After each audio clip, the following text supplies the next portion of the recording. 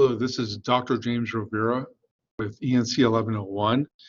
We're continuing our study of rhetorical analysis, and this lecture is for logos, which is, as you remember, rhetoric is finding the available means of persuasion, and ethos was earning the trust of your audience through appeals to shared beliefs and values, or through goodwill or through intelligence. And pathos was appealing to your audience's emotions. Now, logos is appealing to their sense of logic or their logical reasoning. So I'm going to go through the PowerPoint that's already uploaded and discuss the points in some more detail. This is a supplement to the PowerPoint. I strongly recommend you watch the entire video before trying to write the paper, okay? Because this gets a little tricky.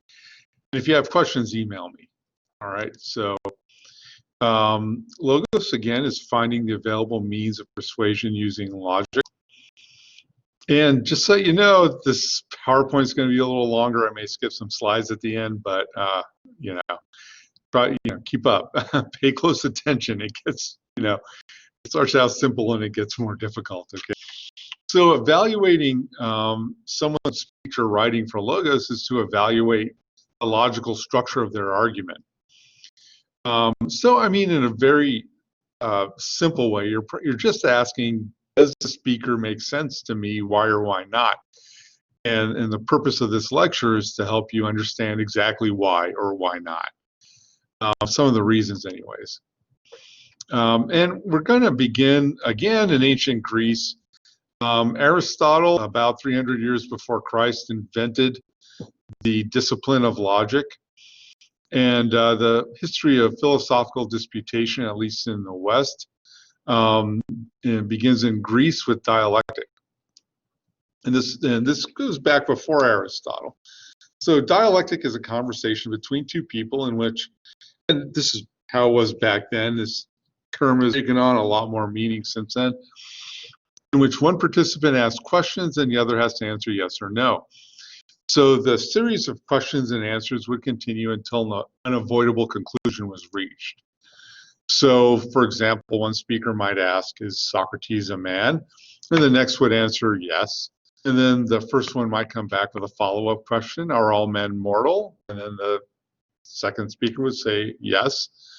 Therefore, Socrates was mortal, wasn't he? And the speaker would be compelled to say, why, of course. If you answer yes to all the questions as you go, you have to accept the conclusion that the questions lead to. All right, you're compelled to accept that conclusion. Now, this kind of still exists today in the form of like a catechism, like a catechism in the Catholic Church or other churches. Do you renounce Satan and all his works? And that's like, I think, one of the questions during baptism. And of course, you're only an infant, so you're not going to answer, but your godfather speaks for you. And dialectic it's just a form of philosophical disputation that Socrates engaged in. And it's also, recorded in Plato's dialogue.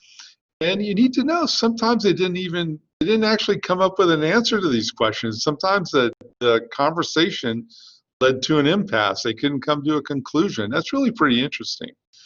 So you can read thousands of pages, a couple of thousand pages, over 1,000 pages, I would say, of this kind of philosophical disputation in Plato's works. Okay.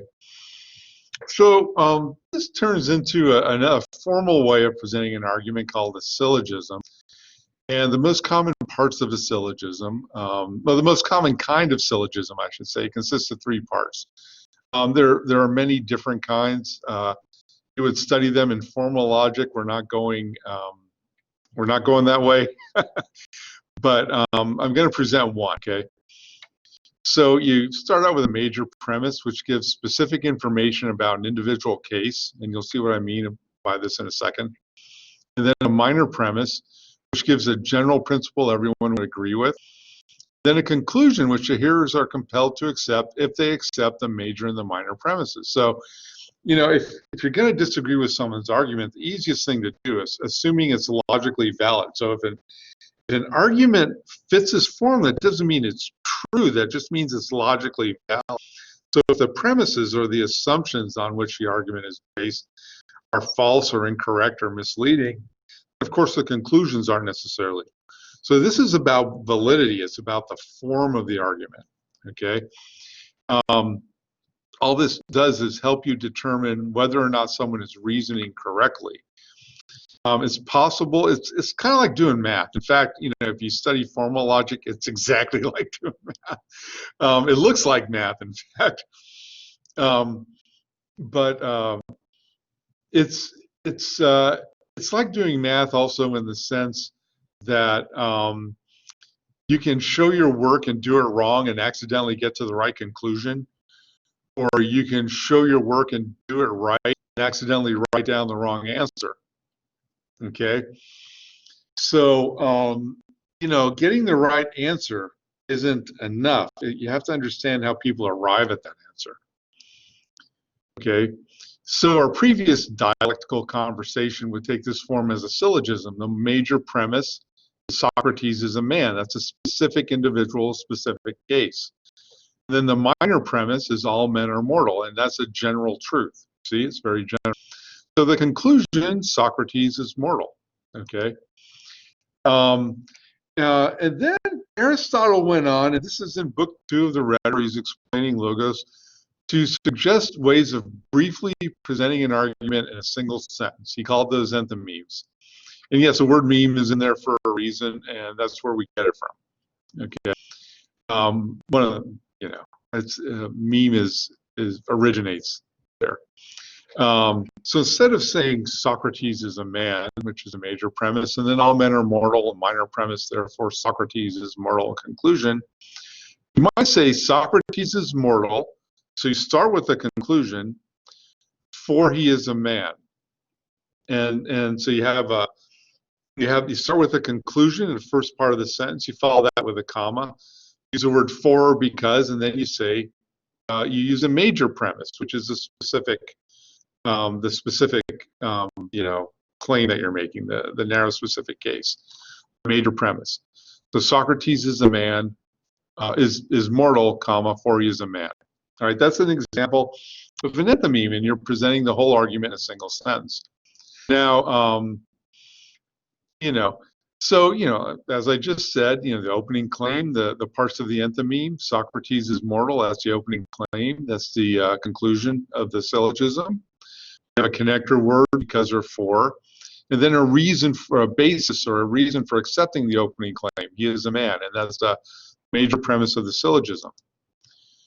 Now, you might have already noticed something's being left out, and we're going to get to that.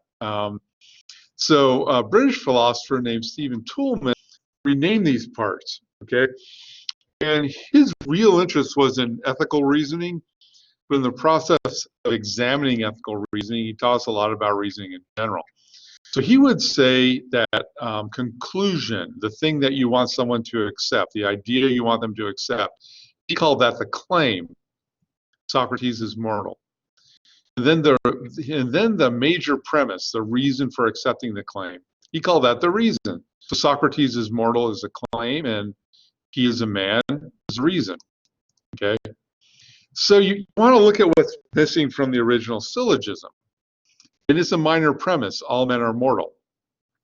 That's missing from the enthymeme, it's unstated. So an enthymeme is a conclusion of the syllogism plus the major premise of the syllogism connected by the words for or because. And the minor premise is left out, it's left unstated.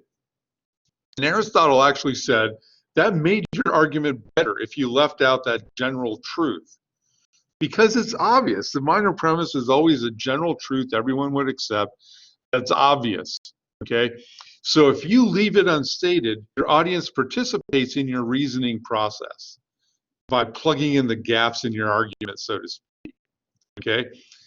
Now, what's really beneficial about And then Toolman had a word for this third part, the second part of the enthymeme, and that's the assumption, the unstated assumption that connects the claim to the reason.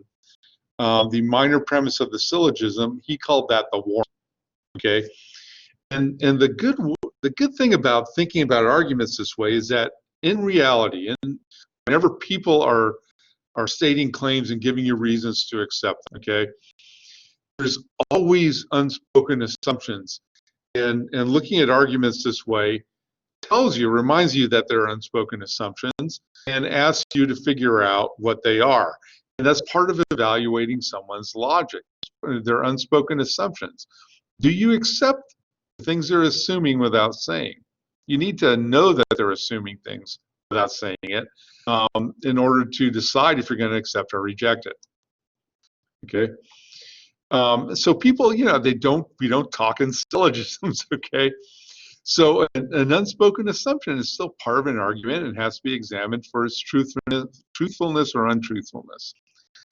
And then Toolman would also have us consider two more parts to an argument: supporting evidence. I mean, I think that's kind of obvious what that is. The supporting evidence might be like facts or data or research or studies that support the reasons. Okay, that might be a way of looking at them. And qualifying statements. Now, those are a little bit less obvious, but we make these all the time when we're talking. Like, suppose you say something to your friend. I think so and so is a really great actor, and say Johnny Depp. I think Johnny Depp is a really great actor. I say that to a friend of mine, and she comes back and says, "Yeah, but he sucked in Sleepy Hollow," and then I would say, "Well, that's because the script was bad." Okay. And that's a qualifying statement, all right? And I don't really believe Johnny Depp sucked in Sleepy Hollow. I just want to say that. But if I were to argue that way, saying the script was bad, it's a limiting statement. I'm describing the conditions under which Johnny Depp is a great actor, or in which he can't overcome, certain things he can't overcome and be a great actor when the script is bad, okay?